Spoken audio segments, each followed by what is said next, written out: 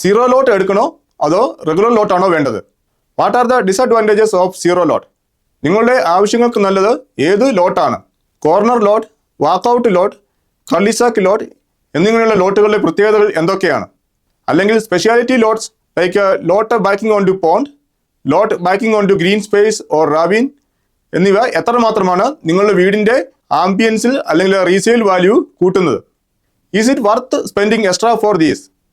നിങ്ങളുടെ മനസ്സിലുള്ള കസ്റ്റമൈസേഷൻസ് ചെയ്യണമെങ്കിൽ ഏത് ടൈപ്പ് ലോട്ട് തിരഞ്ഞെടുക്കണം?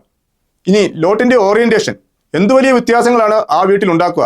ഉദാഹരണത്തിന്, why south backing lot has maximum sunlight throughout the day and most suitable for solar panels. അതുപോലെ തന്നെ ലോട്ടിൽ അവൈലബിൾ ആയിട്ടുള്ള ഇൻഫ്രാസ്ട്രക്ചർ എന്തുമാത്രം അതിൻ്റെ റീസെയിൽ വാല്യൂവിനെ ബാധിക്കും? ഉദാഹരണത്തിന്, വൈ എ 200 ആം lot will have more resale value in future. Lot തിരഞ്ഞെടുക്കുമ്പോൾ നിങ്ങൾ മറ്റ് എന്തൊക്കെ കാര്യങ്ങൾ പരിഗണിക്കണം? നിങ്ങളുടെ മനസ്സിനിണങ്ങിയ വീട് പണിയണമെങ്കിൽ which lot is most suitable?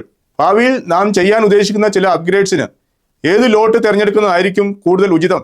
ഭാവിയിൽ കൂടുതൽ റീസെയിൽ വാല്യൂ കിട്ടാൻ ഏതൊക്കെ ലോട്ടുകളായിരിക്കും കൂടുതൽ പ്രയോജനപ്പെടുന്നത്? എന്നിങ്ങനെയുള്ള എല്ലാ ചോദ്യങ്ങൾക്കും please see our channel for detailed video.